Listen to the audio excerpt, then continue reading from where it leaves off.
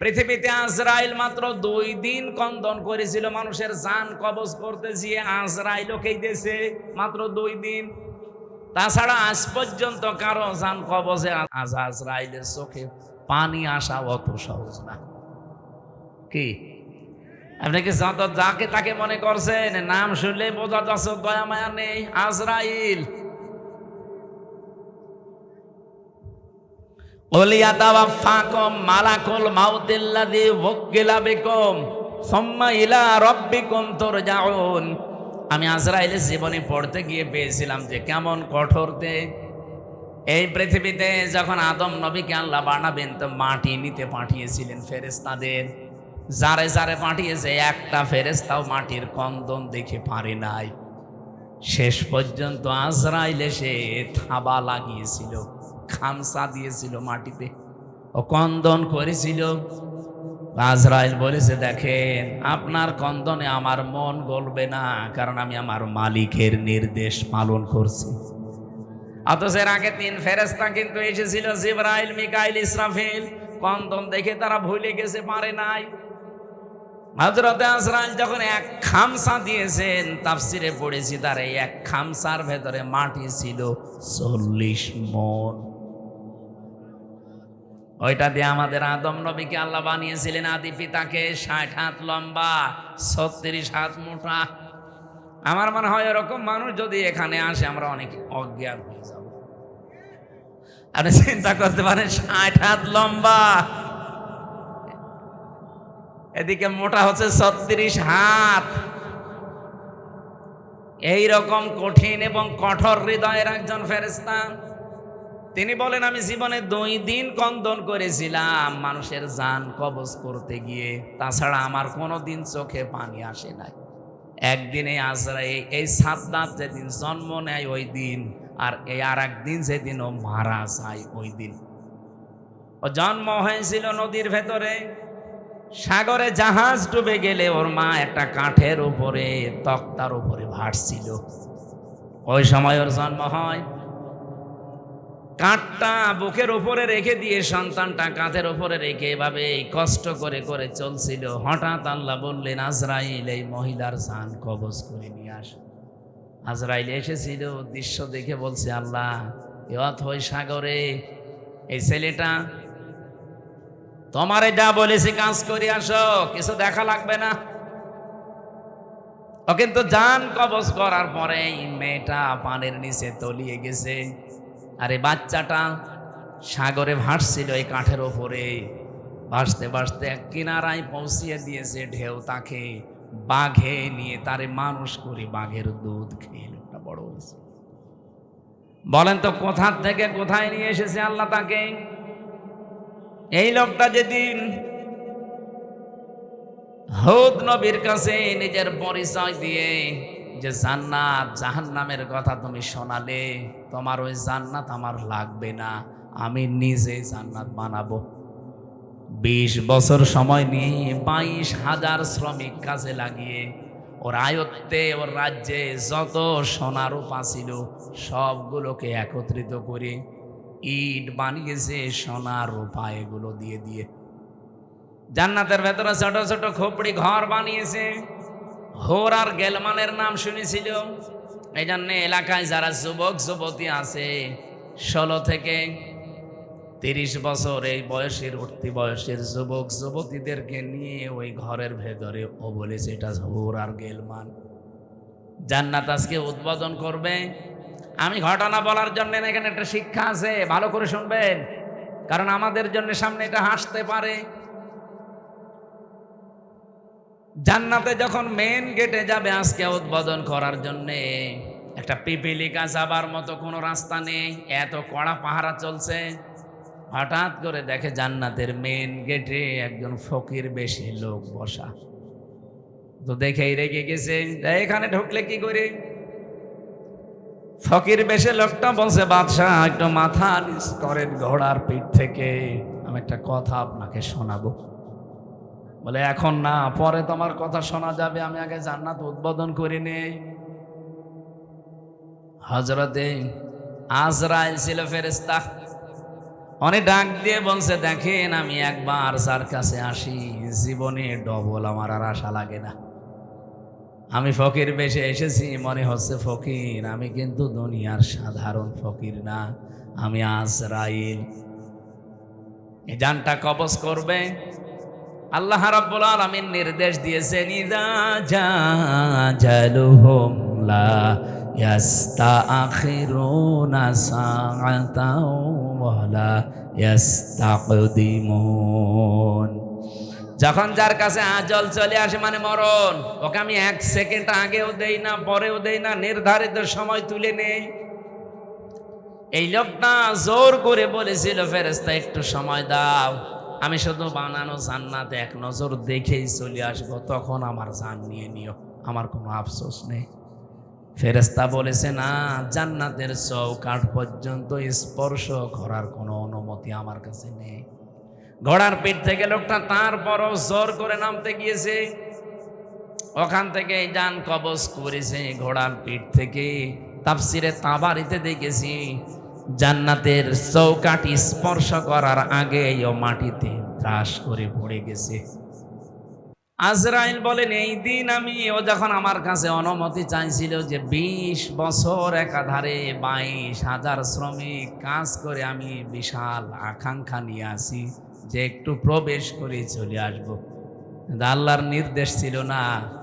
আমি এই দিন ওর জান কবজ করতে গিয়ে কেঁদে ফেলেছিলাম। তাহলে আজরাইল কেঁদেছে একটা লোকের জন্য জীবনে 2 বার, একবার ওর মায়ের জান কবজ করার সময়, একবার ওর জান। মুফাসসির বলেন, কেন আল্লাহ তাকে চৌকাঠ পর্যন্ত স্পর্শ করতে দেয় না জানো? আর যখন হুদ নবীর কাছ থেকে জান্নাতের বর্ণনাগুলো শুনে শুনে জান্নাত বানাচ্ছিল, নবীকে বলছে, কিভাবে আল্লাহ জান্নাত বানিয়েছে তোমার তো ওই সহিফার ভেতরে আছে, ওই সহিফা থেকে বলো দেখি। আমাদের নবীকে আল্লাহ বড় কিতাব দিয়েছিলেন, অন্যান্য নবীদেরকে আল্লাহ ছোট ছোট কিতাব দিয়েছিলেন, ওইটার নাম কি? সহিফা। ওখানে জান্নাত জাহান্নামের বর্ণনা ছিল, কিছু উপদেশ ছিল। ওখান থেকে বর্ণনা শুনে শুনে যে জান্নাত এইভাবে এইভাবে আল্লাহ বানাবে, ও ঠিক ওই কায়দায় বানিয়েছে। যেহেতু স্বর্ণ রাখবে, রূপা লাগবে, স্বর্ণ এত পাওয়া যাবে কোথায়, যেখানে যা পাওয়া যায় নিয়ে আয়। ওই দেশে একটা বিধবা মেয়ে লোক, মা বাবা নেই, কিছুদিন আগে বিয়ে হয়ে স্বামীটা গেছে মারা। ওর পাইক পেয়াদা যারা আছে, ওরা যে মেয়েটাকে বলছে ওইটা দিয়ে দাও, বাদশার স্বপ্ন পূরণে জান্নাতে কাজে লাগবে। মেয়েটা ওই দিন মাথায় গড়াগড়ি দিয়ে, মাটিতে গড়াগড়ি দিয়ে বলেছিল, এটা নেবেন না, এটা আমার জীবনের শেষ সম্বল, আমার মা বাবা নেই, আমার স্বামীটাও নেই। জোর করে বাদশার এই স্বপ্ন পূরণের জন্য নিয়েছে। ওদিন মেয়েটা মাটিতে গড়াগড়ি দিয়ে এমন কন্দন করে বরদোয়া দিয়েছিল, রব্বুল আলামিন আমার জীবনের শেষ সম্বলটুকু যে কেড়ে নিল, তাকে তুমি তার বানানো জান্নাত উদ্বোধন করা বসবাস করতে দিও না। আমি হাদিসে পড়েছি, ইত্তাকি দাওয়াতাল মাজলুম ফাইন্নাহা লাইসা বাইনাহু ওয়া বাইনাল্লাহি হিজাব। মুসলিম শরীফের হাদিস। নবীজি বারবার উম্মতদেরকে নিষেধ করে গেছেন, উম্মতেরা আর যাই করো, মাজলুমের বরদোয়া থেকে নিজেকে বাঁচিয়ে রাখবা সব সময়, কারণ মাজলুমের বরদোয়ার আল্লাহর ভেতরে কোনো হিজাব থাকে না। এই মেয়েটা যখন মাটিতে গড়াগড়ি দিয়ে কেঁদে কেঁদে বরদোয়া দিচ্ছিল, আমার আল্লাহ ওই দোয়াটা সঙ্গে সঙ্গে কবুল করে নিয়েছে, কারণ কোনো পর্দা নেই। এই লোকটা যেদিন উদ্বোধন করবে, দেখা তো দূরের কথা, চৌকাঠ পর্যন্ত স্পর্শ করতে পারে নাই ওই মেয়েটার বরদোয়ার কারণে। কি বুঝলেন আপনি এখান থেকে? কত জায়গায় কত অত্যাচার জুলুম করেছিল, কিন্তু এই একটা বিধবা, স্বামী হারা, মা বাপ হারা এতিম মেয়ের শেষ সম্বলটুকু কেড়ে নেওয়ার কারণে আল্লাহর আরশ পর্যন্ত ধাক্কা খেয়েছে।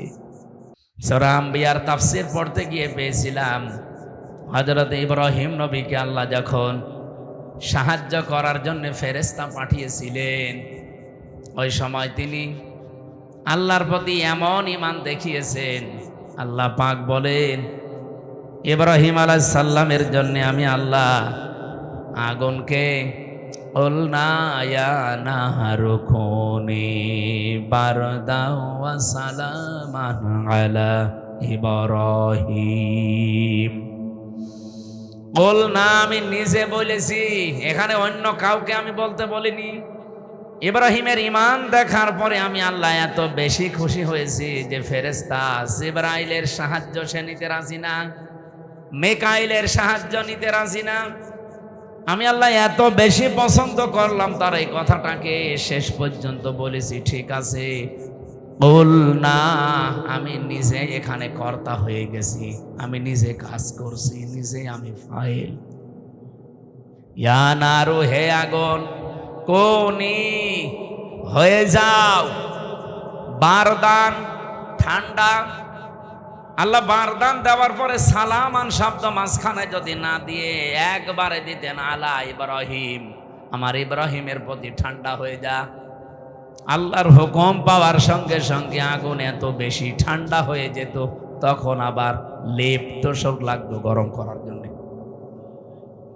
আল্লাহ সালামান দিয়ে তামাম দুনিয়ার মানুষকে বোঝাতে চেয়েছেন পৃথিবীতে আজও যদি ইব্রাহিম নবীর মতো ঈমান কোন জায়গায় আমি আল্লাহ দেখি, ওদের আগুনগুলো যেমন আমি সালামান বানাবো, ওদের বৃষ্টি ঠান্ডা যে প্রচন্ড বরফগুলো আমি আল্লাহ সালামান বানাবো।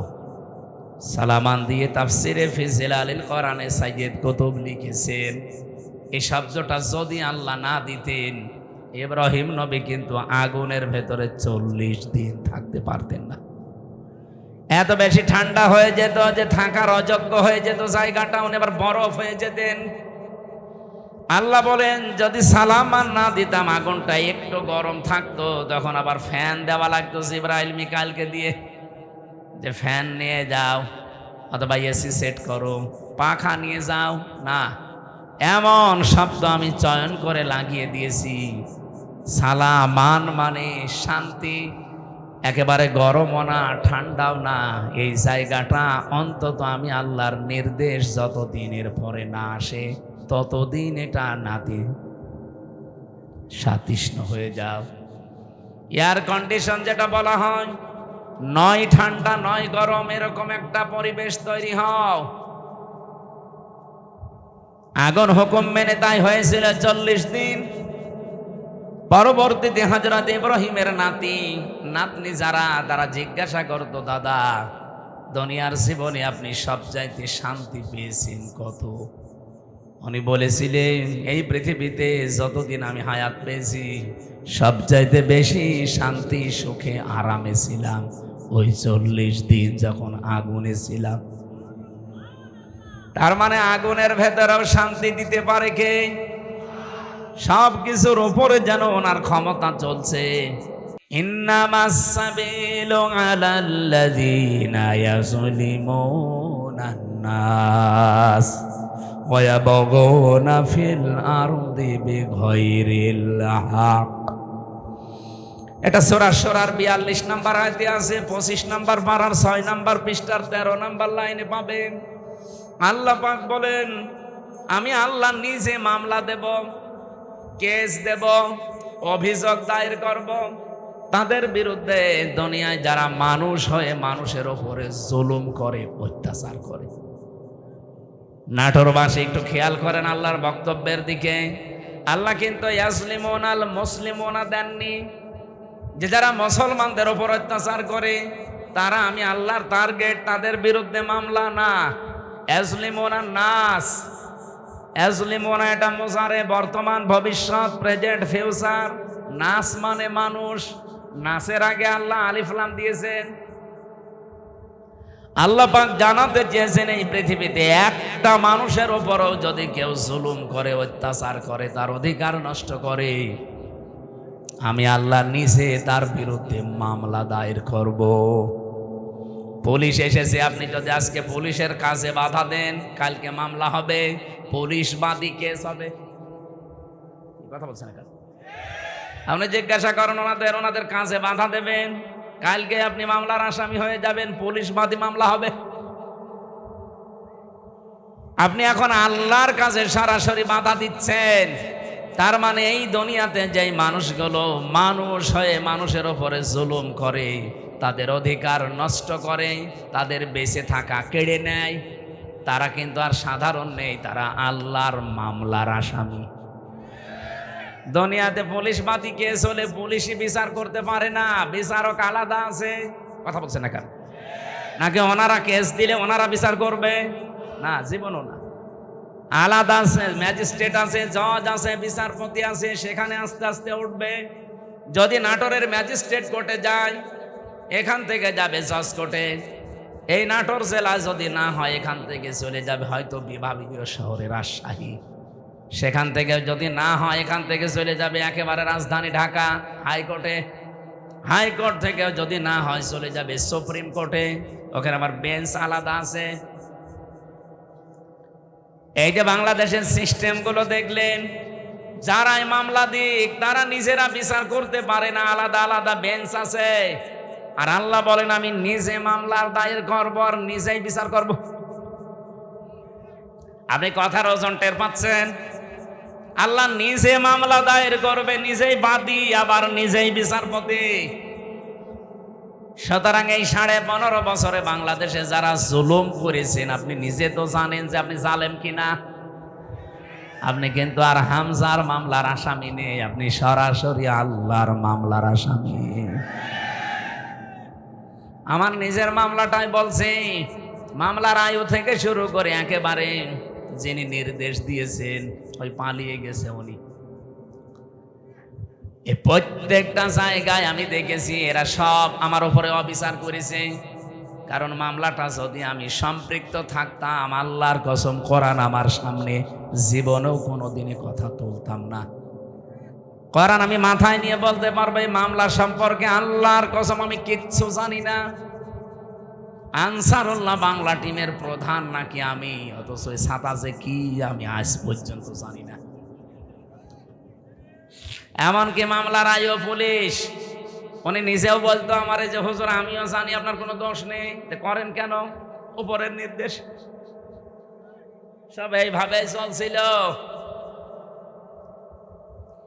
তারপরেও তো আমার মামলার আইও নিজে বিচার করতে পারে নাই। মামলার বিচারপতি আলাদা, ম্যাজিস্ট্রেট যিনি রিমান্ড দেবে তিনি আলাদা, জজ যিনি বিচার করবে তিনিও আলাদা। আর আল্লাহ নিজে বিচার করবেন, আবার নিজেই মামলার বাদী। আপনি পারবেন না বাঁচতে। এই জন্য আমার ভয় হয় আপনাদের নিয়ে, যারা জুলুম করে ফেলেছেন, যার উপরে জুলুম করলেন তার কাছে যে আপনি আগে ক্ষমা চেয়ে নিন। যদি না পান, জীবনও আল্লাহ আপনাকে মাফ করবে না, কারণ এটা আল্লাহর দায়িত্বে নেই। এটা হক্কুল্লাহ না, এটা হক্কুল ইবাদ। হক্কুল্লাহ হলে আল্লাহ মাফ করে দিত। আপনি নামাজ পড়েননি, রোজা রাখেননি, হ্যাঁ, এটা আল্লাহর অধিকার। আপনাকে আল্লাহ ইচ্ছা করলে মাফ করে দেবে, ইচ্ছা করলে শাস্তি দেবে, এখানে কারো কোনো প্রশ্ন নেই। কিন্তু আপনি মানুষ হয়ে মানুষের অধিকার নষ্ট করলেন, তাদের বেঁচে থাকার অবলম্বন কেড়ে নিলেন, জীবনও আপনাকে আল্লাহ মাফ করবে না। এটা আল্লাহ তার উপরে দিয়েছে, যার অধিকার আপনি নষ্ট করেছেন। তাফসিরে তাবারির ভেতরে একটা কাহিনী আছে, এটা সত্য মিথ্যা যাচাই করা না, আমি শুধু শিক্ষার জন্য বলছি। দুনিয়াতে যেই মানুষগুলো মানুষ হয়ে মানুষের উপরে জুলুম করে, ওদের জীবনের কোনো আশা আমার আল্লাহ আর পূরণ করেন না। আপনি যারা এটা হুদের ভেতরে পাবেন তাফসিরে, হযরতে হুদ আলাইহিস সালামের জামানায় যেই নবীকে আল্লাহ পাঠিয়েছিলেন, যে জামানায়, ওই জামানায় যে কাফের ছিল, আপনারা নাম সবাই জানেন, সাদ্দাদ। নাম শোনেননি? এই জঘন্যতম লোকটাকে, সাদ্দাতকে, তার এত স্বপ্ন সাদের জান্নাত ভোগ করতে দেয়নি, স্পর্শ পর্যন্ত করতে দেয়নি, খালি একটা মেয়ে লোকের চোখের পানি বরদোয়ার কারণে। আর আপনার সাথে কত মহিলার, কত স্বামী হারা আর সন্তান হারা মা বাবা, তাদের চোখের পানি মিলে আছে। আমার এখন যেটা মেজো মেয়ে, ওটা তো ছোট ছিল, ওরা আমি 7 মাস রেখে গিয়েছিলাম, এখন এসে আমার বয়স প্রায় 4.5 বছর। এ যে কত কন্দন করেছে। এমনকি এই যে পুলিশ এসে ভ্যানে করে আমাদের নিয়ে যায়, পিছন ভ্যানে আমার এই মেয়েটা এরকম ঝুলিয়েছিল। এ ছবি দেখেননি? আমার মনে হয় ছবিটা দেখে তামাম দুনিয়াকে দিয়েছে ওই দিন। প্রশাসনের সর্বোচ্চ দায়িত্ব ওই সময় যারা ছিল গোয়েন্দা বিভাগে, তারা পর্যন্ত আমার বাড়িতে কল দিয়েছিল যে এই দৃশ্য আর মানা যায় না। আমরা এতদিনও জানতাম যে হুজুরের কোনো দোষ নেই, এখনো জানি, কিন্তু আমাদের হাত বাঁধা ছিল। কিন্তু না, এই দৃশ্য দেখে মানুষ আর ঠিক থাকতে পারে না। বিভিন্ন জায়গা থেকে শুধু উল্টাপাল্টা কথা আসতেছে, যা আপনার ছেলেকে ছেড়ে দিলাম। আমার ভাইরা, আমি এখান থেকে তাফসিরের যে শিক্ষাটা দিতে চাই আমি নিজে এবং আপনাদেরকে, শুধু আপনাদের না, এটা রেকর্ড হচ্ছে, সারা পৃথিবীর মানুষ যারা আছে, জুলুম করলে কিন্তু কাঙ্ক্ষিত স্থানে পৌঁছানো যায় না। এটা কি কোরআনের কথা বিশ্বাস করেন? এজন্য আগামীতে কেউ যদি আসেন দায়িত্বে, জুলুম করবেন না। তাহলে আপনি যে টার্গেট নিয়ে এগিয়ে যাচ্ছেন, ওই টার্গেট ফিল আপ হওয়ার আগে আপনি পড়ে যাবেন। আমার কথা বোঝা গেছে? ইন্নামা নুমলি লাহুম লিয়াজদাদু ইসমা ওয়া লাহুম আযাবুম মুহিন। সূরা আলে ইমরানে আছে 4 নাম্বার পারা 12 নাম্বার পৃষ্ঠা 9 নাম্বার লাইনে পাবেন, এটা শেষের অংশে আছে। আল্লাহ তাআলা বলেন, কোন মানুষ যদি জুলুম করে, পাপ করে, সীমা লঙ্ঘন করে ফেলে, তখন আমি আল্লাহ ওকে আর ছাড় দেই না, তখন ওকে কঠিন এবং অপমানজনক আযাবের ভেতরে ফেলে দেই। কি অপমান! আজ তামাম দুনিয়া কেউ হাসিনাকে নিতে রাজি না। শুধুমাত্র ভারত তাও বিভিন্ন কায়দা কৌশলে রেখেছে। আমি আজকে 7-8টা বিষয় পেয়েছি কেন ওকে রেখেছে।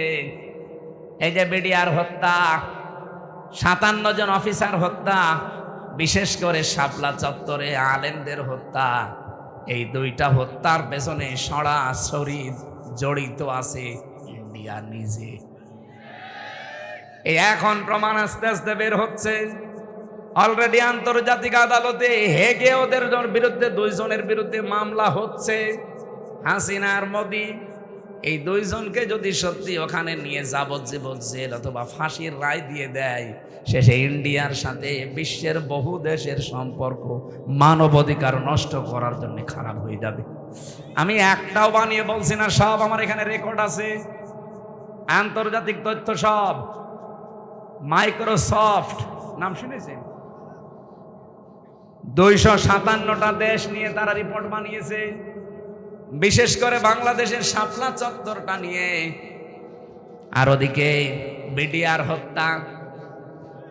কি সমস্যা? কি ওখান থেকে আশপাশে মোবাইল সরান না, এই ডিস্টার্ব করলে তোমার রাগ হয়েছে। মোবাইল আশপাশ থেকে সরান না কেন? এই ভাই, আপনি কি সমস্যা ধরতে পারছেন? হ্যাঁ, সমস্যা ধরে ঠিক করে।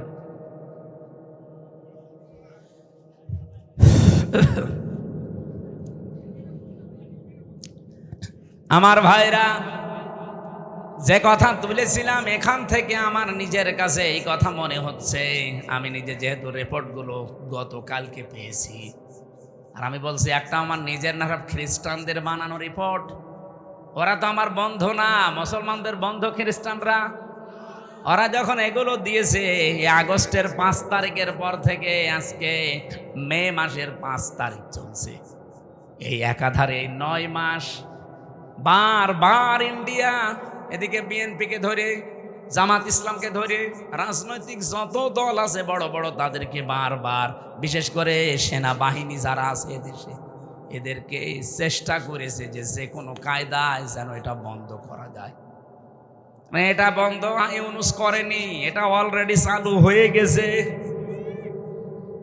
আন্তর্জাতিক আদালতে মামলা অলরেডি হয়ে গেছে, এখন এদেরকে ডাকা আরম্ভ করবে সামনে। ইন্ডিয়া বেশ ভালোভাবে জানে, প্রমাণ সব তো আছে ইন্টারনেটে। শাপলা চত্বরে কিভাবে কি করেছেন সব প্রমাণ এখন বের করে ফেলছে। পৃথিবী এত উপরে চলে গেছে। এখন যদি সত্যিই মোদির বিরুদ্ধে এই মামলা হয়ে রায় হয়ে যায় হেগে, এই আন্তর্জাতিক আদালতে হেগে যদি সত্যি রায় হয়ে যায়, আপনি বিশ্বাস করেন সামনে ইন্ডিয়ার সাথে বড় বড় চুক্তি বিশ্বের যেগুলো আছে সব তারা মানব অধিকারের দোহাই দিয়ে বন্ধ করে দেবে। ওদের সাথে ব্যবসার চুক্তি বন্ধ, ওদের দেশের লোক আরো বাইরে যারা আছে ওদের সব পাঠিয়ে দেবে। সে তো ধুতি পরে আছে, ধুতি খুলে বাকি যা আছে ওইটা বেরিয়ে যাবে। ও কি পাগল হয়েছে এমনি? এই কারণে হঠাৎ করে এখন মুসলমানদের উপর অত্যাচার আরম্ভ করেছে, যেন বিশ্বের দৃষ্টি এখন অন্যদিকে যায়। আরে বিশ্বের মানুষ আপনাদের মতো গরুর মুত খায় না, আমরা জাতে মাতাল হলেও তাহলে ঠিক আছি। এই জন্য অনেকে এখন মুখ ফিরিয়ে নিচ্ছে, কাউকে যখন রাজি করতে পারে নাই, বহুবার চেষ্টা চালিয়েছিল। আপনি দেখেননি বারবার জামাত ইসলাম বলেন, বিএনপি বলেন, রাজনৈতিক দল বলেন, ধর্মীয় যারা আছে তারা বলেন, বারবার আমরা চাচ্ছিলাম তাড়াতাড়ি নির্বাচন দিয়ে দিলে কি হবে, ইউনূস চলে যাবে, ওরা আবার কনভেনশন করে সব ঠিক করে ফেলবে। আর ও চাচ্ছিল যদি এভাবে অন্তত 2 বছর কেটে যায় তাহলে এই দেশ কন্ট্রোলের বাইরে চলে যাবে। অলরেডি এখন সামরিক একটা ঘাঁটি তৈরি হচ্ছে। আপনি দেখেছেন এই কয়েকদিনের ভেতরে মোদির মুখ শোকাতে শোকাতে এখন মনে হচ্ছে বান্দরের পেছন হয়ে গেছে। সামনে আরো কয়েকটা গেম আসতেছে। ইউনূস ভালো কি খারাপ এটা আমি জানি না, কে ওনাকে চালাচ্ছে এটা আমার দেখার দরকার নেই, কিন্তু আমরা ইন্ডিয়ার এই বলয় থেকে বের হতে চাই। কারণ এই শয়তানরা 54 বছরে উপকার করেছে যা, যদি 10 টাকার উপকার করে 90 টাকার ক্ষতি করেছে। আর সবচাইতে বড় ক্ষতি হচ্ছে আল্লাহর ঘরগুলো তার ভাঙছে। এর চাইতে আর কি ক্ষতি হতে পারে মুসলমানের? আমার ঘর ভেঙে দিলে আমার এত কষ্ট লাগতো না। এই কথা বলছে না কেন? 1500 বছর আগে একবার আল্লাহর একটা ঘর ভাঙতে এসেছিল। কে? আব্রাহা। কে কি করেছে আল্লাহ দেখেছেন? কাসফিম মাকুল বানিয়ে দিয়েছে। আর এই শয়তানরা আল্লাহর একটা ঘর সে তো ভাঙতে পারে না, শুধু ভাঙার জন্য এসেছিল। আরে অলরেডি ভেঙ্গে ভেঙ্গে সব মাটির সাথে গড়িয়ে ওই জায়গায় এখন মন্দির উদ্বোধন করছে, আর মিথ্যা ধোয়া তুলছে। দিনের পর দিন যায় আর ধোয়া তোলে যে এখানে 500 বছর আগে নাকি মন্দির ছিল।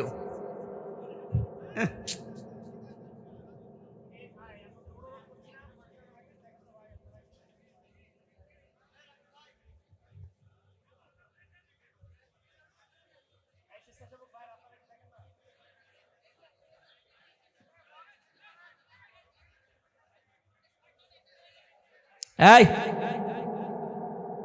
যাক, যার ভালো লাগছে না চলে যাক। ওই একা যাচ্ছে আবার আরেকজনকে ডেকে নিয়ে যাচ্ছে, ওটা ধরেন তো। আপনি আস্তে করে চলে যেতে পারছেন না? নাটোরবাসী যেহেতু রাজনৈতিক মহল অনেক বড়, ওই মানুষগুলো চিন্তা ভাবনা করবে আমি তো আর রাজনৈতিক ময়দানের বড় নেতা না, আমি একজন কর্মী মাত্র। আমি একটু টাচ দিলাম যতটুকু পেয়েছি। আপনাদের জুলুম যারাই করবে, এই যে মোদি আজ যে জুলুম করছে, ও যে টার্গেট নিয়ে যাচ্ছে, কোরআন 100% সত্য বিশ্বাস করি, ও জীবনেও সাদ্দাদের মতো টার্গেটে পৌঁছাতে পারবে না। টার্গেটে পৌঁছানোর আগেই দেখবেন পড়ে যাবে। চা বিক্রি করতো, পরবর্তীতে দেখবেন তামাক বিক্রি করবে। নিচে নামিয়ে দেবেন আল্লাহ। চা বিক্রি করতো, ওরা তামাক বিক্রি করাবে।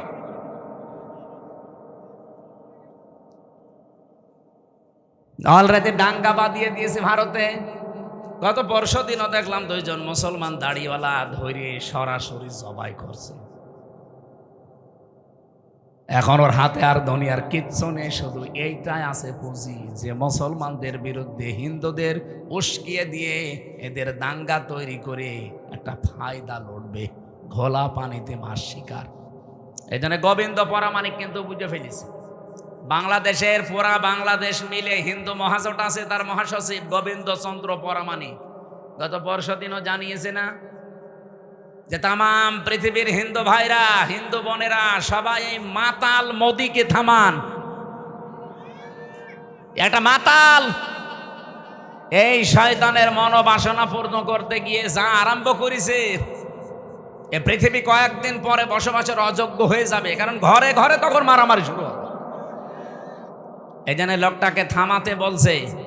আমরা চাই হিন্দু ভাইরা যারা আছেন, অন্যান্য খ্রিস্টান ধর্মের যারা আছেন, খ্রিস্টান ভাইদের কি বিবেক বুদ্ধি সব কি লোপ পেয়েছে? আপনাদের মেয়েকে, আপনাদের বোনকে এই ইন্ডিয়ার বুকে ওরা উলঙ্গ করে রাস্তায় হাঁটিয়েছে 17 সালে।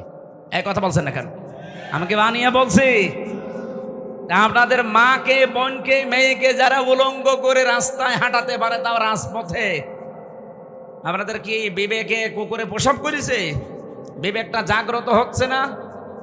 অন্তত এই উগ্রপন্থী, সন্ত্রাসী, জঙ্গি এই যে যারা আছে, এদেরকে থামানো দরকার এখনই।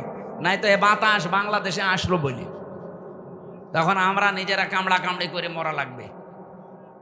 ওরা এমনি বারবার এই হাওয়া দিয়েছিল, কিন্তু বাংলাদেশের মানুষ যাই হোক কোনো হাওয়াতে ফলে নাই। ফুটবলকে একবার একজন জিজ্ঞাসা করছে যে এত লাথি খাও কেন? বলছে ভাই আমি মানুষের পামে ফুলি, লোকে আমারে হাওয়া দিয়ে ফোলায়, এই জন্য লাথি দেয়। আমি তো নিজে ফুলতে পারি না। আমি যদি নিজে ফুলতে পারতাম তাহলে আমাকে কেউ হাওয়া দিত না, আর আমাকে লাথি দিতেও পারতো না। মানুষ যেহেতু আমারে পাম দেয়, হাওয়া দেয়, আমি ফুলে উঠি, আবার লাথিও দেয়। তো অন্তত আমরা আর কোনো কারোর পামে হাওয়ায় ফুলতে রাজি না। সে আমেরিকা বলেন, ইন্ডিয়া বলেন, চীন বলেন, রাশিয়া বলেন, কারো হাওয়া পেয়ে ফুলতে পারবে? আমরা ফুলতে চাই আমাদের নিজেদের হাওয়ায়। এই কথা বলেন না কেন? আমার কথার অর্থ বোঝেননি? আমরা ফুলতে চাই কার হাওয়ায়? হঠাৎ করে 54 বছর পরে নারী কমিশন যতগুলো রিপোর্ট দিয়েছে, একটাও কোরআনের সাথে মিলছে? কেন এই মহিলাগুলো আগে 54 বছর ছিল না? ছিল। হঠাৎ এটা করছে কেন? এদের পেছনে রাঘব বোয়াল আছে, কারা আছে এখন টের পাওয়া যাচ্ছে। 13 জন মানুষকে, 10 জন মানুষকে নিয়ে আপনি কমিশন বানালেন। এই 10 জন মানুষের ভেতরে যে মহিলাগুলোর চেহারা দেখলাম, সব টিপ পরা। কি কথা বলছেন না কেন? এইগুলো এই 15.5 বছর এই জালেমা মহিলাকে টিকিয়ে রাখার জন্য বিভিন্ন কথা বিভিন্ন সময় বলতো। এই দেশে কি শুধু ওই 10 জন আর মহিলা নেই দেশে? ডক্টর নাসিমা হাসানকে নেওয়া যায়নি?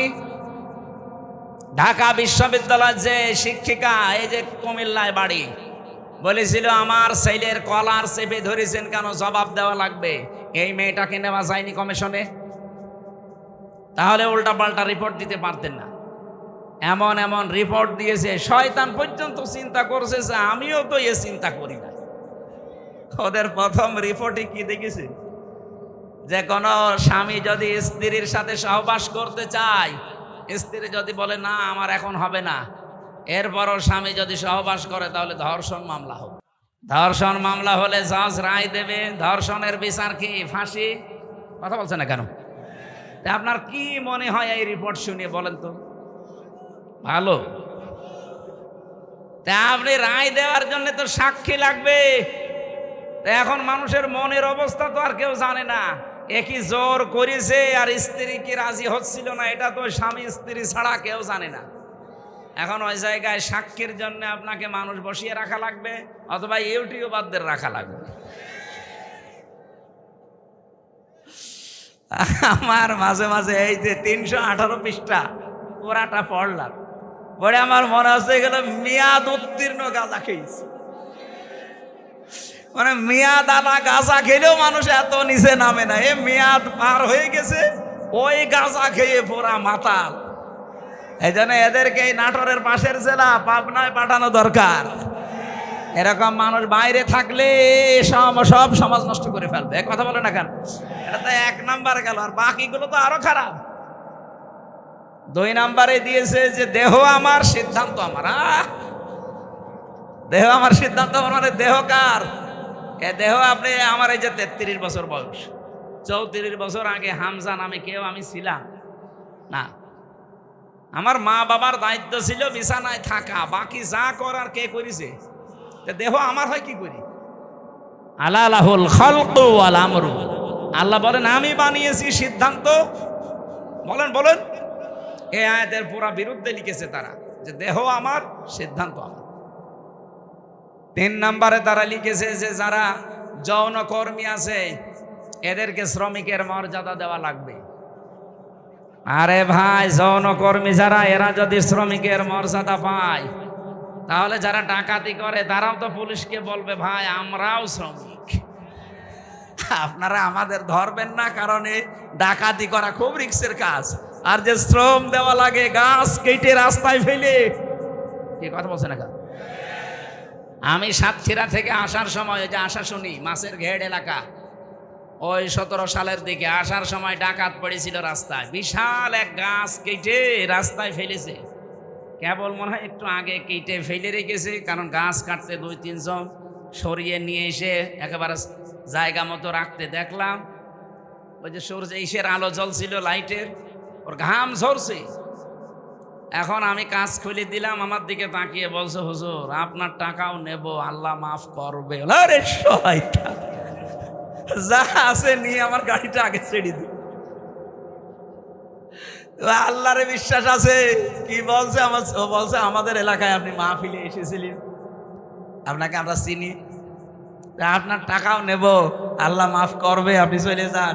মানে গাছ এত কষ্ট করে ফেলে রেখেছো, ঘাম ঝরছে কপাল দিয়ে। ওরা তো তারপরের দিন প্রশাসনকে বলতে পারতো না যে ডাকাতি করা কি কষ্ট, আপনারা তো টের পান না? গাছ কেটে 4-5 জন নিয়ে রাস্তায় ফেলে রাখা লাগে। এই দেখেন ঘাম ঝরছে, আমরা শ্রমিক। ওরা বলতে পারে না যে আমরা শ্রমিক, তাও তো ওদের শ্রমটা অন্তত হচ্ছে, এটা জুলুম হচ্ছে। তারপর কিন্তু যারা যৌনকর্মী, এদের ওপরে কি জুলুম করলেন আপনি? বলেন, আপনি কি কি একটা ন্যায় বিচার দিলেন তাদের ওপরে? আমার মনে হয় আপনি পার্সেন্টেজ খুঁজে দেখবেন, রাজবাড়ির এই দৌলতপুর ঘাটে, যশোরের এই জায়গায়, আর নারায়ণগঞ্জেরটা তো বন্ধ হয়ে গেছে, যেখানে যেই পতিতালয় ছিল ওখানে যে দেখেন যত মহিলা আছে, একটাও নিজের ইচ্ছা করে আমার মনে হয় যায়নি, গেলেও খুব কম। হয়তো ধোকায় পড়ে গেছে, প্রবঞ্চনার শিকার হয়ে, অথবা প্রেমে ছাকা খেয়ে যে কোনো কায়দায় ওখানে গেছে, যে আর বেড়াতে পারে না। প্রতিদিন এই যে 8টা 10টা 15 20টা পুরুষের সাথে তারা কি প্রোটেস্ট কিছু নেয়? কিভাবে তাদের ব্যবহার করছে? আপনি যে বিশ্ব স্বাস্থ্য সংস্থা যে রিপোর্ট দেয়, স্বামী বাদে অন্যের সাথে মিলন যারা করে, এদের এই যে HIV কি বলে এটাতে, এইডস হওয়ার সম্ভাবনা 100 ভাগের 99 ভাগ। আপনি এই কমিশনের মাধ্যমে রিপোর্ট দিয়ে যৌনকর্মীর উপর আপনি ন্যায় বিচার করেন না, আরো বিচার করছেন। ওদের সব এইডসের দিকে ছেলে দিয়ে, আমার মনে হয় ওরাও 2 দিন পরে দেখেন মিছিল বের করবে যে এই নারী কমিশন তো মানা দূরের কথা, ওদের ফাঁসি দিয়ে দিন। শয়তানরা আমাদের জীবনের উপর আরো অত্যাচার বাড়িয়ে দিচ্ছে। শুধু HIV, ওদেরকে এই যে 1 লক্ষ মানুষ আজ দেহ ব্যবসা করে সারা বাংলাদেশে, মানে একেবারে যেগুলো সরকারি হিসাবে, এই মানুষগুলোকে আমার মনে হয় আলেমদের পরামর্শ নিয়ে সরকারের যে বাজেটগুলো আছে এখান থেকে টাকা পয়সা দিয়ে এদের পুনর্বাসন করে দিন, হয় একটা কর্মসংস্থান দেন সম্মানজনক, তারা সম্মানজনক জীবন নিয়ে, তারা পরিবার নিয়ে, দরকার হয় যদি সেরকম পরিবেশ পায় বিয়ে শাদী করে জীবন চালাক। যে সমস্ত দেশ আছে যেখানে পতিতালয় চলে না, সেই দেশগুলো দেশে শ্রীকে নেই, চলছে না পৃথিবীতে। আপনাকে কোন কারণে এই পাপের কাজ করা লাগবে? যেখানে জেনা ব্যভিচার ওপেন হয়ে যায়, সেই দেশে আমার আল্লাহর রহমতের দৃষ্টি আল্লাহ তুলে নেয়, গজবের দৃষ্টি নিক্ষেপ করে। বলেন নাউজুবিল্লাহ। এই দেশটাকে গজবে ফেলে দেওয়ার জন্য এরা কাজ করছে, আর এদের পেছনে কিছু রাঘব পোয়াল আছে। এই জন্য আমরা বলতে চাই, এই কমিশন মানা তো দূরের কথা, এই কমিশন যা রিপোর্ট দিয়েছে, রিপোর্ট না, ও কমিশনই আমরা মানি না। ওদেরকে এই মুহূর্তে বাতিল করে হয় পাবনায় দিয়ে দেন অথবা ফাঁসি দিয়ে দেন। হ্যাঁ, আপনারা রাজি নেই? হয় ওদের স্থান পাবনায় দেবেন, নাই ফাঁসি দেবেন। কোরআনের 13টা আয়াতের উপরে হাত দিয়েছে ওরা।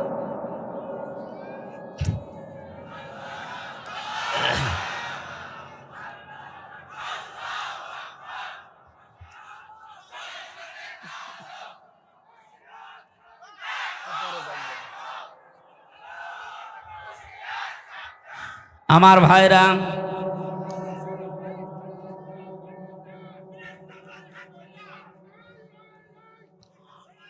আমার যে কথা বলছিলাম আমি বৃষ্টি নিয়ে, আল্লাহ রাব্বুল আলামিন এই পৃথিবীতে যে বড় বড় 4টা রহমতের ঘোষণা দিয়েছিলেন, তার 1 নম্বরে ছিল বৃষ্টি, 2 নম্বরে ছিল কন্যা সন্তান। কিন্তু আমরা কন্যা সন্তানের নাম শুনলে বা আসলেই আমার যে বাবা যারা, অনেক বাবা মন খারাপ করে। বিশ্বনবী জানিয়েছেন, কোন পরিবারে যদি একটা কন্যা আসে, সঙ্গে সঙ্গে আল্লাহ 4 জন ফেরেশতা পাঠিয়ে দেয়। কোন পুরুষ মানুষ আসলেই সেখানে 4 জন নাই, 1 জনও ফেরেশতা আছে। এ কথা কোরআন হাদিসে আছে, নেই? মেয়েরা যারা এসেছেন, সম্মানিতা মা বোনেরা, আপনাদের কাছে বিপদে ফেলার জন্য কমিশনে নারী নামে কিছু হিজড়া, এগুলো নারী বলা যায় না। এগুলো নারী বলবেন কি করে আপনি? ওদের চেহারার দিকে তাকিয়ে দেখেন, নারীর কোনো বৈশিষ্ট্য ভেতরে পাওয়া যাচ্ছে না। এখানে আমরা মনে হয় মাইকে ঘোষণা দিলে যারা পুরুষ মানুষ, যে মহিলা মহিলা প্যান্ডেলে যান, পুরুষগুলো পুরুষ প্যান্ডেলে যান, আর কিছু মানুষ ওই যে বিড়ি খেয়ে বেড়াচ্ছে, ওদের আপনি কোন প্যান্ডেলে ঢোকাবেন? হ্যাঁ, নারী কমিশনে যে 10 জন মানুষ রিপোর্ট দিয়েছে, 10 জনের চেহারায় দেখলাম একটাও নারীর মতো মনে হচ্ছে না। পুরুষও তো তারা না, তারা তৃতীয় লিঙ্গ হবে। আপনাদের জন্য ওইটা ঠিক আছে, এই দেশের মহিলাদের প্রতিনিধিত্ব করার কোনো ক্ষমতা অধিকার আপনাদের নেই। মেয়েরা আল্লাহর সবচাইতে বড় রহমতের সৃষ্টি। আল্লাহ বলেন, 2 নম্বর, আমি যখন বান্দার ওপরে বেশি খুশি হয়ে যাই, বৃষ্টি দেওয়ার পরে ওই এলাকায় মানুষের ঘরে আমি কন্যা সন্তান পাঠাই। এই জন্য যার একটা কন্যা আছে, নিজেকে ছোট ভাববেন না। ছেলে হলে মেয়ে হলে এটা সিদ্ধান্ত আল্লাহ। ছেলে হলে আপনার সব কিছু করে দেবে, কে বলেছে আপনাকে? মেয়ে হলে দুনিয়া আখেরাত দুইটাই উজ্জ্বল হয়ে যাবে। দুনিয়া তো আছেই, যদিও আমাদের এই দেশে ইসলাম না থাকার কারণে মেয়েদের অনেক অধিকার নষ্ট হচ্ছে। ইসলাম আসলে অধিকারগুলো পঙ্খানো মেয়েরা ফিরে পাবে। ওরা মেয়েরা মেয়েদের নাম দিয়ে বলেছে এদের অধিকার নেই, সমান অধিকার এদের দেওয়া লাগবে। কিভাবে দেবেন আপনি? আমি পুরুষ মানুষ, হাফ প্যান্ট পরে আমি খেজুর গাছে অন্তত রস পাড়তে পারবো, মেয়েরা পারবে? আমি এখন আমার মনে হয় শুধুমাত্র এই মাজা থেকে হাঁটু পর্যন্ত ঢাকা থাকলে, নাভি থেকে একটা প্যান্ট পরে এখান থেকে কুষ্টিয়ায় চলে যেতে পারবো, কোনো অসুবিধা নেই। একটা মেয়ে লোকে যেতে বলেন তো পারে? কুষ্টিয়া না, এখান থেকে এই নাটোরের বাজার পর্যন্ত গেলে চারিদিকে সেল্লিবিল্লি হয়ে যাবে। আর ওদের বলে সমান অধিকার দেওয়া লাগবে। অধিকার সমান কিসের? ওদের মর্যাদা আমাদের চাইতে 3 গুণ বেশি। সুবহানাল্লাহ বলতে পারেন নাই? এই জন্য মেয়ে যাদের বাড়িতে আসে, হযরত ওমর বলেন, যে বাড়িতে একটা মেয়ে আছে মনে করবেন সেই বাড়িতে আল্লাহর একটা জান্নাত আছে। সুতরাং যারা মেয়ের বাবা আছেন, 1 মেয়ের বাবা আপনার একটা জান্নাত, 2 মেয়ের বাবা আপনার 2টা জান্নাত, 3 মেয়ের বাবা আপনার 3টা জান্নাত। আল্লাহ রাব্বুল আলামিন আমাদেরকে 3টা মেয়ে দিয়েছে। আল্লাহ আমাদেরকে যেন নবীর এই হাদিস অনুযায়ী জান্নাতেও এরকম 1টা 2টা 3টা করে দান করেন, বলেন আমিন। 3 নম্বরে একটু ভালো করে শুনবেন হাদিসটা। আল্লাহর নবী বলেন, 3 নম্বরে আল্লাহ যখন বেশি খুশি হয়ে যায়, তখন ওর বাড়িতে আল্লাহ মেহমান পাঠায়। তা আমাদের তো সমস্যা, মেহমান আসলে আমাদের মন খারাপ হয়ে যায়। 4 নম্বরে বিশ্বনবী মুহাম্মদ রাসূলুল্লাহ জানিয়েছেন, এই পৃথিবীতে আল্লাহ সব চাইতে যখন একেবারে খুব বেশি বান্দার উপরে খুশি হয়, তখন তাকে রোগ দেয়। এই জন্য রোগ শোক হলে আপনার জীবনের অপরাধগুলো আল্লাহ মাফ করেন। জানা অজানা যত অপরাধ করেছিলেন, এগুলো আল্লাহ আস্তে আস্তে রোগের কারণে, যদি জ্বর হয়, এই জ্বরের কারণে একটা গুনাহ আল্লাহ মাফ করে দেয়। পথে চলতে ফিরতে হোঁচট খেয়েছেন, হোঁচট খেয়ে হঠাৎ করে নখ ভেঙে গেছে, রক্ত বের হচ্ছে, মনে করবেন আমার একটা গুনাহ আল্লাহ মাফ করে দিয়েছে। এই জন্য রোগ শোক হলে আল্লাহর কাছে শিকায়েত করা না, অভিযোগ করা না, আরো শুকরিয়া করা দরকার। যদিও দুনিয়ায় কষ্ট হচ্ছে, এই কষ্টের মাধ্যমে আমার জীবনের পরবর্তী যে জীবন, আমার আখিরাতের শুরু হচ্ছে, এটা শান্তি, স্বস্তি এবং কল্যাণময় আল্লাহ করার চেষ্টায় আছে। সুবহানাল্লাহ। নবীজি বলেন, 4টা রহমত তো মানুষ খারাপভাবে অসন্তুষ্ট হয়, পছন্দ করে না, কিন্তু 4টা গজব আছে দুনিয়ায়। এই 4টা গজব পেলে মানুষ খুব খুশি হয়। 1 নম্বরে যৌতুক। এটা কি? এটা গজব। এইটা পেলে আমরা খুশি না বেজার? সে হুজুর বলেন আর খেজুর বলেন, সবাই যৌতুকের জন্য খুশি। অথচ যৌতুকের টাকা খাওয়া আর পায়খানা খাওয়া এটা সমান না? না, সমানও না। কারণ পায়খানা খেলে একটা গোনা হয়, আর যৌতুকের টাকা নিলে ডবল গোনা হয়। একদিকে তো কবিরা গোনা, আর একটা জুলুমের গোনা। মেয়ের বাপের খুশি ছাড়া, তার মন থেকে খুশি হওয়া ছাড়া তার বাড়িতে ছেলের বাড়ির লোকজন যে একটা পান খাওয়া জায়েজ নেই। কি কথা বলছেন না? আমাকে বানালাম এটা হাদিস। নবীজি বলেন, যতদিন আমার যতগুলো বিবাহ করেছি, যত মেয়েকে বিয়ে দিয়েছি, আমার একটা মেয়েকে কোনোদিন যৌতুকের টাকা দিয়ে, সম্পদ দিয়ে বিয়ে দেওয়া লাগে নাই। প্রতিটি বিয়েতে আমি আমার মেয়েদের এবং আমার বিয়েতে আমি অলিমা করেছি। কি করেছি বলেন তো? অলিমা কি ছেলের বাড়ি হয় না মেয়ের বাড়ি? বলেন বলেন। মেয়ের বাড়ি বলল কে? মেয়ের বাড়ি অলিমা হবে কেন? মেয়ের বাড়ি হয় বরযাত্রী মানুষ যায়, অথচ বরযাত্রী ইসলামে নেই। নাটোরবাসী আজকে থেকে সিদ্ধান্ত নিয়ে বাড়ি যাবে, জীবনে আর কোনোদিন কারো বরযাত্রী যাব না। আজকের ওয়াজ শুনতে এসে ভুল করেছে, জীবনে খাওয়া দাওয়া বন্ধ হয়ে গেল। আরে ভাই, ইসলামে যেটা নেই ওটা আপনি করে আনন্দ পাবেন, ওটা ডবল গুনাহ হবে। কারণ এমনি জায়েজ নেই, তারপর আপনি আনন্দে আনন্দে গিয়েছেন। হ্যাঁ, যদি কেউ দাওয়াত দিতে আসেন বলবেন যে অলিমা করেন, আমি আপনার বাড়ির দরকার 5 দিন যেয়ে খাবো। এই জন্য যৌতুক আজকে থেকে বন্ধ। যৌতুক মনে করেন শুধু টাকা নিয়ে, ফ্রিজ নিয়ে, টেলিভিশন নিয়ে, মোটরসাইকেল নিয়ে না। মেয়ের বাবার বাড়ি থেকে যদি তার অনুমতি ছাড়া, তার খুশি ছাড়া যদি একটা পানও কেউ খায়, ওইটাও যৌতুক। ছেলে খাক, ছেলের বাবা খাক, আপনি ছেলের আত্মীয় স্বজন যে খাবেন কি করে? আশা করছে এটা আজকে থেকে বন্ধ করে দেয়। এটা হিন্দুদের কালচার, আমরা মুসলমানরা এটা মানতে পারি না। 2 নম্বরে এটা একটু সমস্যা আছে, এটা বলবো। নবীজি বলেন, সবচাইতে বেশি আমার আল্লাহ খুশি হয়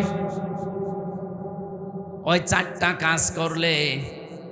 বৃষ্টি হলে, কন্যা সন্তান হলে, মেহমান আসলে, আর রোগ ব্যাধি হলে। আর সবচাইতে বেশি আমার আল্লাহ নারাজ হয় কিন্তু আমার বান্দা বান্দিরা খুশি হয়। 1 নম্বরে যৌতুক, 2 নম্বরে গীবত। এই গীবত করলে মানুষ খুব খুশি হয়, অথচ আমার আল্লাহর আরশ পর্যন্ত কম্পন ধরে। জীবনে যদি আপনার নেকির কাজ কমও থাকে, ভাইরা আমি আহ্বান জানাচ্ছি, আপনার নামাজ, রোজা, হজ, যাকাত, দান, সাদকা, জীবনের আমল আখলাক কম হয়েছে, আল্লাহ মাফ করে দেবে। কিন্তু গীবত যদি আপনি কারো করে থাকেন, ওটা আবার শোধ দেওয়া লাগবে। যেই দোষ যার ভেতরে নেই, ওইটা যদি তার উপরে আপনি চাপিয়ে দিয়ে ওটা বলতেই থাকেন, তাকে কালার করার জন্য চেষ্টা করেন, এটা তখন আর গীবতও থাকে না, তখন তোহমত হয়ে যায়। আর এটা বাংলাদেশে সবচাইতে বেশি চলছে। এই কথা বলছেন এখানে কত মানুষ এখনো বিভিন্ন জায়গায় বসে আছে, দেখে তারা গীবত চালাচ্ছে। গীবত করলে মানুষ খুশি হয় কিন্তু আমার আল্লাহ বেজার হয়ে যায়। 3 নম্বরে সবচাইতে বেশি খুশি হয় মানুষ মিথ্যা বললে, কিন্তু আমার আল্লাহ নারাজ হয়। 4 নম্বরে আল্লাহ পাক সবচাইতে বেশি নারাজ হয় সুদ খেলে, কিন্তু মানুষ খুশি সুদ পেয়ে। এখানে আমার বিশ্বাস অনেক মানুষ এখানে বসে আছে যারা টাকা ছেড়ে রাখে। 1000 টাকা দিলে বছর মাসে মাসে 100 টাকা বেশি দেয়। এলাকায় নেই এটা? এই সুদের সাথে যারা জড়িত আছেন, টাকা ছেড়ে রাখেন, টাকা আসে, আপনি লিখে নিতে পারেন আপনি মায়ের সাথে এখনো জেনা করছেন। এই কাজে যারা আছেন এই মুহূর্তে তাওবা করে ছেড়ে দেওয়া লাগবে। যারা যারা রাজি আছেন তারা হাত তোলেন তো, অসুবিধা নেই, তোলেন। যারা ছেড়ে রেখেছেন তোলেন। আপনি বুঝে ফেলেছেন, চালাক আছে নাটোরে মানুষ, কাঁচা গোল্লা খাওয়া মানুষ তো খুব চালাক আছে। হাত তুলে আবার নামিয়ে ফেলেছে। না, আমি জানি এখানে বহু মানুষ এরকম আছে, যেই মানুষগুলো টাকা ছেড়ে রেখে এসেছে, মাহফিল শেষ করে ওই টাকা সকালে যেয়ে তুলবে। সুদের টাকা তুললে সবচাইতে নারাজ হয় বেশি কে? আর সবচাইতে বেশি খুশি হয় সে নিজে। সুতরাং এই 4টা রহমত, 4টা গজব বেজার হয় আল্লাহ 4টা কাজে। আর আমরা নিজেরা বেজার হয়ে 4টা কাজে। আল্লাহ আমাদেরকে কন্যা সন্তান যেহেতু রহমত, বৃষ্টি যেহেতু রহমত, এই পৃথিবীতে মেহমান আসা রহমত, আল্লাহ রোগ ব্যাধি দিয়েছে এটাও রহমত। এগুলো পেয়ে নারাজ না হয়ে এগুলোর সঠিক এবং পরিমার্জিত ব্যবহার করার তৌফিক কামনা করছি। সকলে বলেন আমিন। আমার আজকের আমি বিষয় আলোচনা সাজিয়েছিলাম যে আল্লাহর দল কারা, আল্লাহর দলের বৈশিষ্ট্য। এই পৃথিবীতে এখন দল কত আছে আপনি হিসাব করতে গেলে কলম খাতা নষ্ট হয়ে যাবে। বাংলাদেশে প্রায় 73টার উপরে দল আছে। আমি অল্প কথায় মেন কথাগুলো, অল্প সময় মেন কথাগুলো বলতে চাই। একটু বসেন, জবান খুলে সূরা মায়েদার এই 54 নম্বর আয়াত, মেন কথাগুলো বলবো ইনশাআল্লাহ। আল্লাহ পাক বলেন, ইয়া আইয়ুহাল্লাযীনা আমানু মাইয়ারতাদ্দা মিনকুম আন দীনিহি ফাসাউফা ইয়াতিল্লাহু বিকওমিন। ঈমানদারেরা, এই পৃথিবীতে কোনো মানুষ যদি আল্লাহর দিন থেকে ফিরে চলে যায়, আল্লাহর ইসলাম থেকে, তোমাদের ভেতরে সেই চলে যাবে, সঙ্গে সঙ্গে আমি আল্লাহ একটা নতুন সিদ্ধান্ত নিয়ে ফেলি। ফাসাউফা ইয়াতিল্লাহু বিকওমিন, এমন একটা দল, এমন একটা জাতি, এমন একটা গোষ্ঠী তৈরি করে দেই, ইউহিব্বুহুম ওয়া ইউহিব্বুনাহু, যারা আমি আল্লাহকে ভালোবাসে, আমি আল্লাহ নিজেও তাদেরকে ভালোবাসি। বলেন সুবহানাল্লাহ। অনাটোরবাসী যেহেতু এই দেশে এখন প্রায় 73টার উপরে শুধু দল চলছে, 49টা আছে রাজনৈতিক নিবন্ধিত দল, বাকি আছে নিবন্ধনের বাইরে। যত দল আছে ধর্মীয় জেনারেল মিলে বলেন, আগস্টের 5 তারিখের পরে আমি বাংলায় বলছি, এবার কত মানুষকে আমরা বিভিন্ন নাম দিয়ে দেখতে পাচ্ছি ইসলাম থেকে বের হয়ে যাচ্ছে। কথা বোঝেন?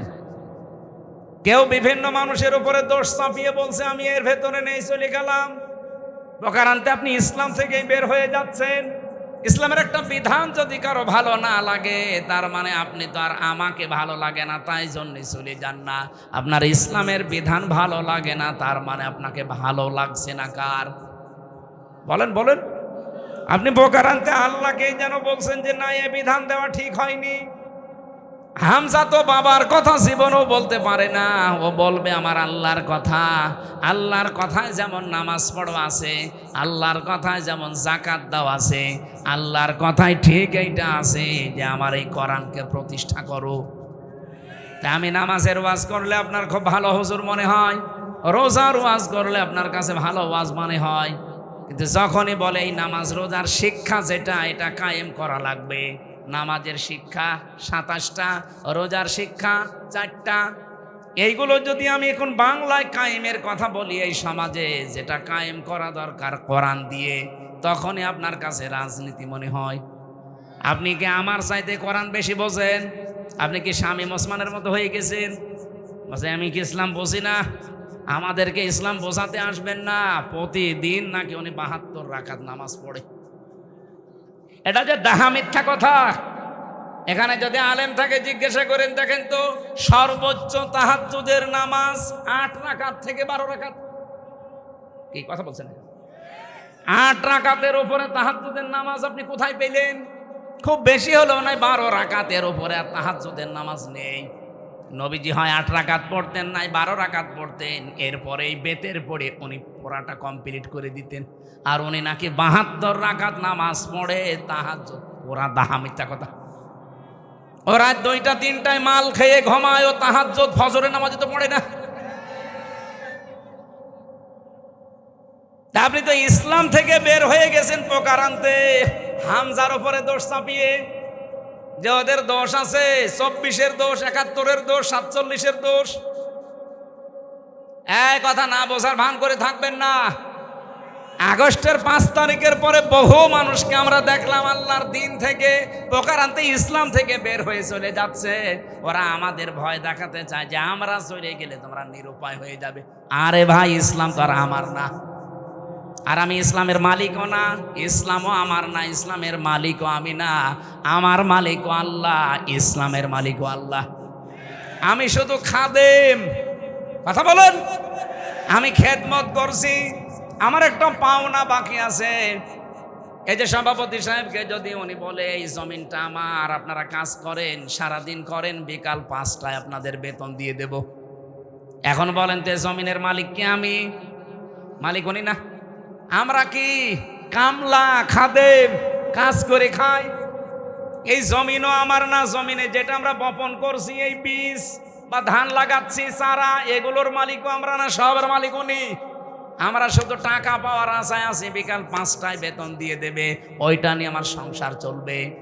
নাটোরবাসী, এই বাংলাদেশের এই জমিনটা আমার আল্লাহর, এ কোরআনও আল্লাহর, জমিনে আল্লাহর, কোরআন আল্লাহর, ওনার জমিনে ওনার আইন, ওনার কোরআন প্রতিষ্ঠা করবে এই দেশে যারা আল্লাহর খাদেম, গোলাম, বান্দা, তারা আল্লাহর বান্দা দাবি করে যারা আল্লাহর কোরআনের আইন বাদ দিয়ে মানুষের তৈরি করা আইন কায়েম করতে চায়, আল্লাহর কসম এই মানুষগুলো বেতন পাওয়া দূরের কথা, ওদের খবর আছে। বিকাল 5টা পর্যন্ত আমাকে এই জমিনে টিকে থাকা লাগবে। বিকাল 5টা মানে জীবনের শেষ দিন। এক কথা বলছেন এখানে, বিকাল 5টা মানে জীবনের শেষ দিন, কারণ আমার একটা বেতন পাওয়ার সময় আসবে। আমার যখন চোখ বন্ধ হয়ে যাবে, ওয়াবুদ রাব্বাকা হাত্তা ইয়াতিয়াকাল ইয়াকিন, আল্লাহ বলেন ওই পর্যন্ত ইবাদত করতেই থাকো, আমার দিনের সাথে লেগে থাকো যতদিন ইয়াকিন না আসে। ইয়াকিন মানে না, ইয়াকিন মানে মৃত্যু। ইয়াকিন মানে বিশ্বাস, সেটা আলাদা ইয়াকিন। আর এখানে ইয়াকিন মানে মৃত্যু, মরণ যতদিন না হবে ততদিন পর্যন্ত দিন কায়েমের জন্য আপনাকে টিকে থাকা লাগবে। কারণ আমরা এখনো আমাদের বেতন পাইনি, পেয়েছি? বলেন বলেন, আমাদের চূড়ান্ত বেতনের নাম কি? 500 টাকা, 1000 টাকা, কি জান্নাত। ওইটা যতদিন আমি না পাবো ততদিন পর্যন্ত আমার চেষ্টা অব্যাহত থাকবে। এখন যদি আপনি আমাকে বাধা দিতে আসেন, এই জমিনে ধান লাগিয়েছিলাম কিন্তু বিকাল 5টা বাজার আগে আপনি তুলে ফেলছেন, আপনি যত বড়ই মস্তান হন, আমরা যারা 8-10 জন মিলে ধান লাগিয়েছি, যদি আপনার সাথে নাও পারি তাও বাধা দেব। কারণ আমি তো এখনো বেতন পাইনি। আপনি ধান তুলে ফেললে ওনারা বেতন দেবে, উনি এসে আমাদের আরো গরম দেবে। ওই সারাদিন নষ্ট করলে, ধান তুলে ফেলেছে, কিছুই বলনি, বেতন দেওয়া দূরের কথা, আরো 500 টাকা করে দিয়ে যাও। যে জমিন আল্লাহর, কোরআন আল্লাহর, আমরা তো খাদেম, কামলা, 5 জন মনীষ, লেবার যাই বলেন, আমরা চেষ্টা করে যাচ্ছি। আমাদের চেষ্টা হচ্ছে জমিনে এটা প্রতিষ্ঠা করা। হ্যাঁ, পদ্ধতি আমাদের ভুল হতে পারে, কেউ কেউ গণতন্ত্রের পদ্ধতি নিয়েছে, আপনার পদ্ধতি ভুল হতে পারে, কিন্তু আমার মন তো ঠিক আছে যে আমি জমিনে আল্লাহর দিন কায়েম করব। হ্যাঁ, কথা বলেন না কেন? হ্যাঁ বলেন। আফগানিস্তান তারা একটা পদ্ধতি নিয়েছে, তারা এক পদ্ধতি নিয়ে তারা অলরেডি কায়েম করে ফেলেছে। তুরস্ক একটা পদ্ধতি নিয়েছে, আপনি মোরসির দিকে তাকান, সে একটা পদ্ধতি নিয়েছিল যে যেখানে ইসলাম কায়েমের জন্য চেষ্টা চালাচ্ছে। পদ্ধতি ভুল হতে পারে কিন্তু তার কর্ম তো ঠিক আছে, তার মনের আকাঙ্ক্ষা, আশা, তামান্না এই যে আল্লাহর জমিনে আমি জীবনের শেষ দিন পর্যন্ত অন্তত দেখতে চাই যেটা কায়েম হয়েছে। আমার রাস্তা ভুল হলে কি আমি একটু ঘুরে ফিরেও আসতে পারবো না জায়গায়? এখন যদি একেমাই ভাইকে বলি যে আমি নাটোরে যাব, উনি একটা রাস্তা দেখিয়েছে, এ মোজাম ভাইকে বললাম নাটোরে যাব, উনি আমারে দেখিয়েছে সেই বড়াই গ্রাম গুরুদাসপুর ঘুরে। হ্যাঁ, আমি নাটোরে যেতে পারবো ঠিক, এদিকে গেলে হয়তো 1 ঘন্টা লাগবে, এদিকে 1.5 ঘন্টা লাগবে, কিন্তু রাস্তা তো ঠিকই আছে, জায়গা মতো আমি যেতে পারবো। একটু সময় বেশি লাগবে, কম লাগবে। বাংলাদেশ সহ বিশ্বে যারা ইসলাম কায়েমের জন্য চেষ্টা চালাচ্ছে, সবার মনের অবস্থা ঠিক আছে, কিন্তু রাস্তাটা একটু ভিন্ন হওয়ার কারণে অনেক মানুষ ফতোয়া দেয় উল্টাপাল্টা, ওরা গণতন্ত্র করে, জীবনেও কায়েম করতে পারবে না। আরে দিনের মালিকই তো আমি না, আমি কায়েম করার কে? আমি চেষ্টা করে যাচ্ছি, অবশ্যই আমার সফলতা আমার জান্নাত পাওয়া পর্যন্ত। কিন্তু এর ভেতরে যদি কেউ মাস্তানি করতে আসেন, ধান বানানো, লাগানো, ধান বীজ তুলে ফেলবেন, আর আমি বেতন পাওয়ার আগে আপনাকে ছেড়ে দেবো, জীবনও না, দরকার আপনার সাথে মারামারি হবে। হ্যাঁ, কথা বলেন, কথা বলেন।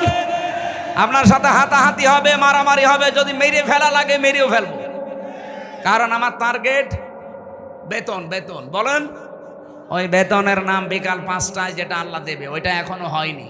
আর আপনি তার আগেই দিন থেকে বিভিন্ন সোতা নাতা বের করে বের হয়ে চলে যাচ্ছেন। কি করবেন? আল্লাহর কিছুই হবে না। যাদেরকে আপনি ভয় দেখাতে চান তাদেরও কিচ্ছু হবে না, কারণ এই জমিনের আশা তারা অলরেডি কুলিন্না সলাতি ওয়া নুসুকি এ বলার পরে ছেড়ে দিয়েছে। যারা এই কথা বলে যে কুলিন্না সলাতি ওয়া নুসুকি, তারা জীবনের আশা ছেড়ে দিয়েই বলে। আপনার মতো মুনাফিকি করার জন্য, লোক দেখানোর জন্য বলে না।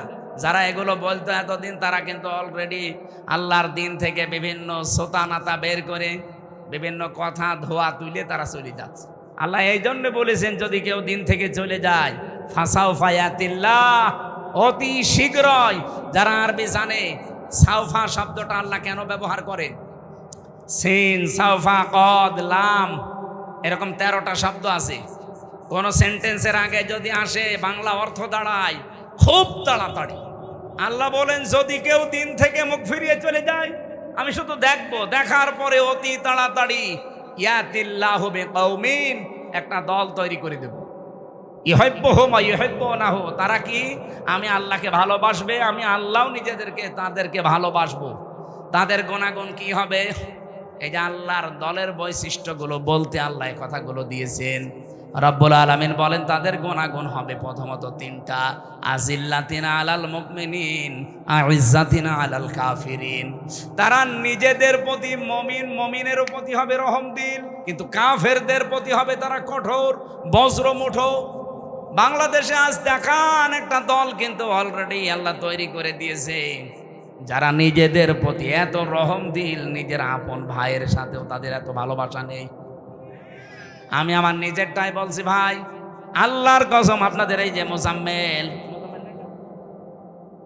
যে মোজাম্মেল ভাইয়ের বাড়ি নাটোরে, আমার বাড়ি কুষ্টিয়া, ওনার সাথে আমার আত্মীয়তা নেই, রক্তের সম্পর্কও নেই।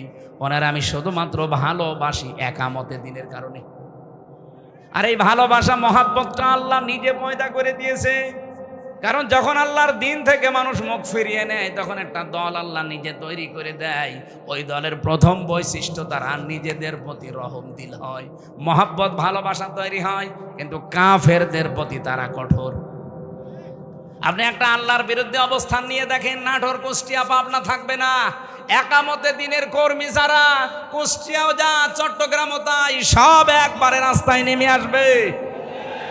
কারণ কাফেরদের প্রতি আমাদের কঠোরতা এটা তৈরি করে দিয়েছে কে? আপনি অন্য কিছু খেয়াল করে দেখেন, তারা নামে কিনা জীবনও পাবেন না। ইউজাহিদুনা ফি সাবিলিল্লাহি ওয়া লা ইয়াখাফুনা লাওমাতা লাইম। তারা আল্লাহর দিন এই জমিনে প্রতিষ্ঠা করার জন্য জিহাদ করবে, সংগ্রাম করবে, চেষ্টা চালাবে, পরিশ্রম করবে, প্রচেষ্টা করবে, কিন্তু কোনো ওয়ালা ইয়াখাফুনা, ভয় পাবে না, লাওমাতা লাইম, কোনো তিরস্কারকারীর তিরস্কারকে তারা পাত্তা দেবে না।